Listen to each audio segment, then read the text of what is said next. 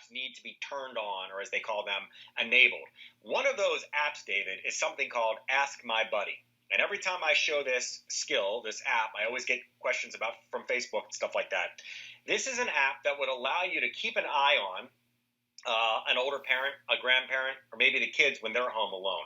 Here's how this works. You go inside the skills, you type in Ask My Buddy. You put the name of the person that you want to keep an eye on. It could be my grandfather, David Venable. So David's going to be the grandparent who lives alone, okay?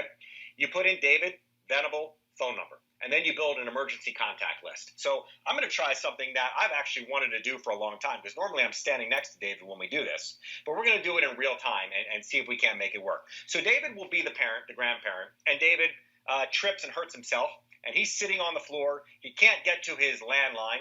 He can't find his cell phone.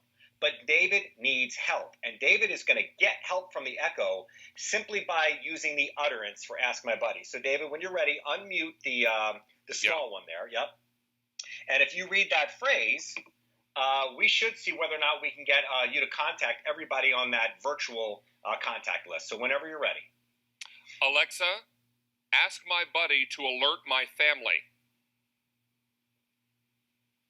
Okay. I sent him a message. Okay, guys, this is in real time. You can see what that says. It says, ask my buddy. Check out what happens when I answer the phone. Hello, David. Venable sent you an alert via AskMyBuddy.net on the Amazon Alexa. This alert is sent only if this person is asked for help. That's pretty cool. So let's stop and think about this for a second, David. Even if you gave the second one in the 2-pack to a grandparent, a parent, somebody that lives alone, and they use this thing one time for something like that, tell me that doesn't justify its existence right there. It absolutely does. I mean, we hear these horror stories of folks that have fallen, and they are laying in that same spot for sometimes days before someone is aware that they're in trouble and need help. And God forbid that was a member of my family. And I know all of you feel the same way. So let me put that mute back on, but just remind everyone that it is that easy. And now all these things can be achieved through the app on your telephone. Now you're going to download an Alexa app for your phone or your tablet. There will be skills, little things within the app that allow you to do these kinds of things and to set this up. So even if your parent or grandparent is not all that savvy on how to set up all this business, just teach them what to say.